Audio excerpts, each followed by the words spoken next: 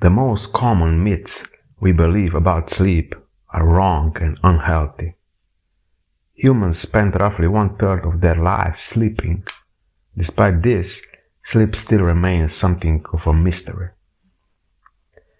But we do know that sleep is deeply connected to our well-being, mood, and health. A night of bad sleep means more than just being grumpy in the morning.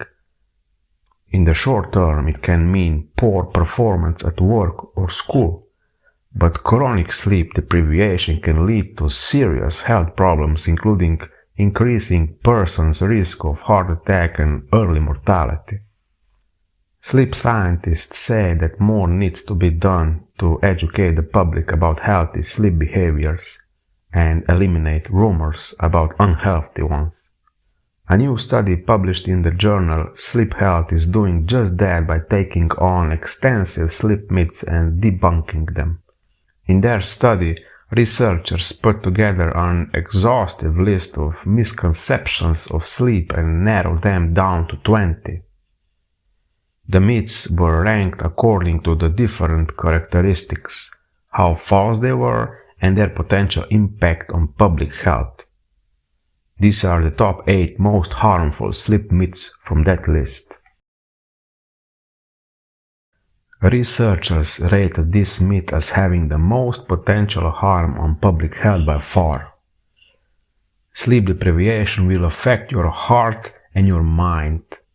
Risk of diabetes and obesity will also increase. For adults, the recommended sleep time is between 7 and 9 hours of sleep per night, and there really isn't a shortcut to get around it. So not 6 hours, not 10 hours, and especially not 12 freaking hours, as you are going to miss your whole damn life. While a very small numbers of people, estimated at around 1 in 4 millions, are believed to have a genetic mutation that allows them to naturally sleep for shorter periods and still wake up refreshed. But these individuals are the rare exception, not the rule. So you think you can get used to less sleep, but all you are getting used to is being miserable because you don't sleep enough. You are probably already aware that this one is a no-no.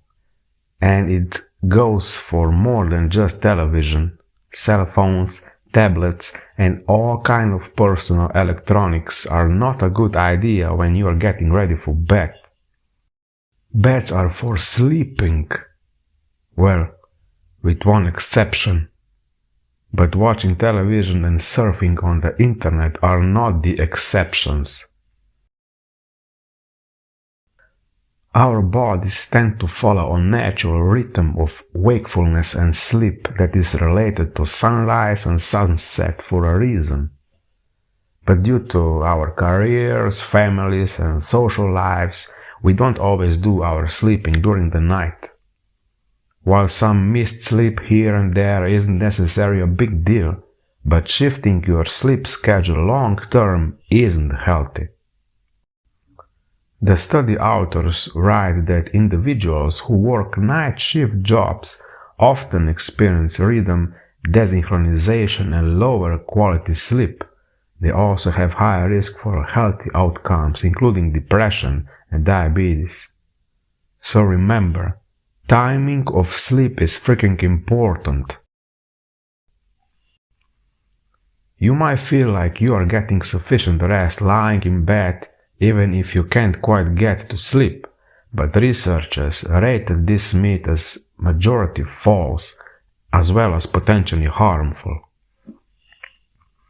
Everything from your brain to your heart to your lung function differently when sleeping compared to being awake. If you know you are awake, the rest of your body does too. Available evidence is showing that cognitive activity when a person is sleeping is very much different from being awake with eyes closed. A healthy sleeper actually takes a couple of minutes to fall asleep. We do see that if people fall asleep right away, that can be a sign that they are not getting quite enough sleep. Yes, it might seem like a gift, but falling asleep instantly, whether on an airplane or in a boring meeting, could actually mean that you have a chronic lack of sleep. 2 beers after dinner, a glass of whiskey before bed, maybe some of Grandpa's old cough medicine. Whatever's your poison, it won't help you sleep any better. In fact, it will likely make you feel worse the next day. So not only is that tremendously wrong, but it's also pretty dangerous. It's really terrible for your sleep behavior. Between work, friends, and family, who has the freaking time for a full night's sleep? It's just this common belief that if you try a little bit harder, you might be able to survive the consequences of inefficient sleep. You just adapt a little bit more, or you have another cup of coffee and you will be able to get by. We hear that shit all the time. However, it's just not true. As much as we'd like to think we can train our bodies to need less sleep, the science says the opposite. All of the evidence shows without a shadow of a doubt that chronic insufficient sleep of 6 hours or less is associated with a host of unfavorable consequences. Loud snoring is actually one of the most common symptoms of sleep apnea, a disorder in which an individual can actually stop breathing while asleep. Chronic loud snoring can indicate that the airway is being blocked at night, but not all snoring is a sign of sleep apnea.